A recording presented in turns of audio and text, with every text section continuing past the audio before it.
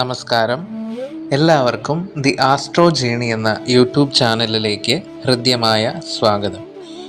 നിങ്ങൾ ഈ ചാനൽ ആദ്യമായാണ് കാണുന്നതെങ്കിൽ ദയവായി സബ്സ്ക്രൈബ് ചെയ്യുക. ഈ വീഡിയോ ഷെയർ ചെയ്ത് നിങ്ങളുടെ പ്രിയപ്പെട്ടവരിലേക്ക് കൂടി എത്തിക്കുക. കർക്കിടക വാവ് വരികയാണ്. എല്ലാവരും ബലിതർപ്പണത്തിനായി ഒരുങ്ങിക്കഴിഞ്ഞിരിക്കുന്നു.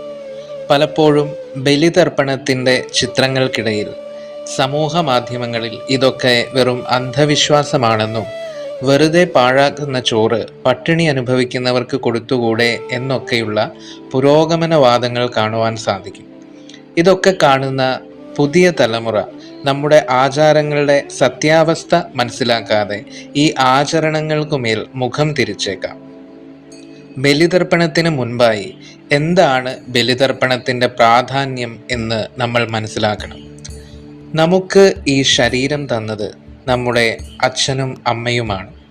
അവർക്ക് ആ ശരീരം നൽകിയത് അവരുടെ അച്ഛനമ്മമാരാണ്. അങ്ങനെ ആ ശൃംഖല നീളുന്നു. അങ്ങനെ വരുമ്പോൾ നമുക്ക് ലഭിക്കുന്ന ഈ ശരീരത്തിൽ നമ്മുടെ പൂർവ തലമുറയുടെ സ്വഭാവങ്ങളും കർമ്മവാസനകളും അന്തർഭൂതമായിരിക്കുന്നു. മരിച്ചു പോയവർ കർക്കിടകവാവിന് വന്ന് ഇത് കഴിക്കുമോ എന്ന് ചോദിക്കുമ്പോൾ മരിച്ച് മൺമറഞ്ഞു പോയ നമ്മുടെ പിതൃപിതാമഹന്മാർ പുറത്തല്ല, അവർ നമ്മളിലൂടെ നമ്മുടെ കർമ്മവാസനകളായി നമ്മുടെ ജീനുകളിൽ തന്നെ ജീവിക്കുന്നു എന്ന് മനസ്സിലാക്കേണ്ടിയിരിക്കുക. അപ്പോൾ സ്വതന്ത്രമായ ഒരു ജീവൻ എന്ന നിലയിലല്ല നമ്മൾ ജീവിക്കുന്നത്. നമ്മുടെ പൂർവികന്മാരായി ചെയ്തു വെച്ച കർമ്മഫലങ്ങളും നമ്മളിലൂടെ പ്രകടമാകുന്നു. ഒരു ഉദാഹരണം പറഞ്ഞാൽ, ശാസ്ത്രലോകം എലികളിൽ ഒരു പരീക്ഷണം ചെയ്തു. ചെറിപ്പൂക്കളുടെ ഗന്ധം ഏൽപ്പിക്കുന്നതിൻ്റെ കൂടെ എലികൾക്ക് ചെറിയ രീതിയിൽ ഇലക്ട്രിക് ഷോക്ക് കൂടി കൊടുത്തു. ഇത് പലതവണ ആവർത്തിച്ചു. അങ്ങനെ വന്നപ്പോൾ ചെറിപ്പൂക്കളുടെ ഗന്ധം അനുഭവിച്ചാൽ ഉടനെ ഷോക്ക് ലഭിക്കുമെന്ന ഒരു ഭീതി എലികളിൽ ഉണ്ടായി. രസകരമായ ഒരു വസ്തുത എന്തെന്നാൽ, ഇതിനു ശേഷം ഈ എലികളുടെ അടുത്ത തലമുറയുണ്ടായപ്പോൾ ചെറിപ്പൂക്കളുടെ ഗന്ധം അനുഭവിക്കുന്ന മാത്രയിൽ തന്നെ അവർ ഭയപ്പെട്ട് അസ്വസ്ഥരാകുന്നതായി കാണുവാൻ സാധിച്ചു.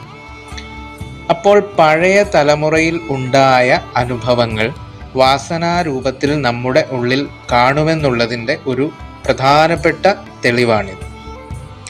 അങ്ങനെ ഇരിക്കെ നമുക്ക് മുൻപേ ജീവിച്ച് മരിച്ച നമ്മുടെ പൂർവികരുടെ അനുഭവങ്ങൾ നമ്മളിലൂടെ പ്രവർത്തിക്കുമ്പോൾ ഒരു സ്വതന്ത്ര ജീവൻ എന്ന നിലയിൽ നമുക്ക് നമ്മുടേതായ ഒരു അനുഭവം സൃഷ്ടിക്കുവാൻ പ്രയാസമുണ്ടാക്കുന്നു. തലമുറകളായി പിന്തുടരുന്ന കർമ്മദോഷങ്ങൾ നമ്മുടെ DNA തലത്തിൽ തന്നെ നിലകൊള്ളുന്നു. ഈ സാഹചര്യത്തിലാണ് പിതൃതർപ്പണത്തിൻ്റെ പ്രാധാന്യം. പിതൃബലിയിലൂടെ, മന്ത്രങ്ങളിലൂടെ, തർപ്പണത്തിലൂടെ നമ്മുടെ പൂർവികർ നമുക്ക് നൽകിയ എല്ലാ സൗഭാഗ്യങ്ങൾക്കും നന്ദി പറഞ്ഞ് പിതൃക്കളെ പൂജിച്ച് അവർക്ക് നൽകുവാനുള്ള നിവേദ്യങ്ങൾ നൽകുമ്പോൾ നമ്മുടെ അവബോധത്തിൽ നമ്മളും പിതൃക്കളുമായി ഒരു അകലം സൃഷ്ടിക്കുന്നു. അങ്ങനെ ചെയ്യാത്ത പക്ഷം അവർ നമ്മളിലൂടെ പ്രകടമായിക്കൊണ്ടേയിരിക്കും. അങ്ങനെയൊരു അകലം ഉണ്ടായാൽ മാത്രമേ ഒരു സ്വതന്ത്ര ജീവൻ എന്ന നിലയിൽ നമ്മുടെ ജീവിതം സാർത്ഥകമാകൂ. പിതൃതർപ്പണം കൃത്യമായി ചെയ്താൽ അതിനുശേഷം വളരെ നല്ല പുരോഗതികൾ ജീവിതത്തിൽ സംഭവിക്കുന്നതായി അനുഭവമുണ്ട്. അതിൻ്റെ കാരണം എന്തെന്നാൽ, നമ്മൾ ഒരു 6 ചാക്ക് നിറയെ സാധനങ്ങളും ചുമലിലേറ്റി പോകുന്നു എന്ന് സങ്കല്പിക്കുക. അതിൽ ഒരു ചാക്കായിരിക്കും ഒരുപക്ഷെ നമ്മുടെ കർമ്മവാസനകൾ.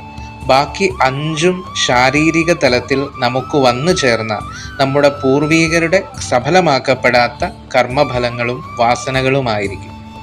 പിതൃതർപ്പണം ചെയ്യുന്നതോടെ ബാക്കി 5 ചാക്കിൻ്റെ ഭാരവും കുറഞ്ഞ് വെറും 1 ചാക്കിൻ്റെ ഭാരം മാത്രം അവശേഷിക്കുന്നു. ഇത് നമുക്ക് നൽകുന്ന ആശ്വാസം ചെറുതൊന്നുമാവില്ല.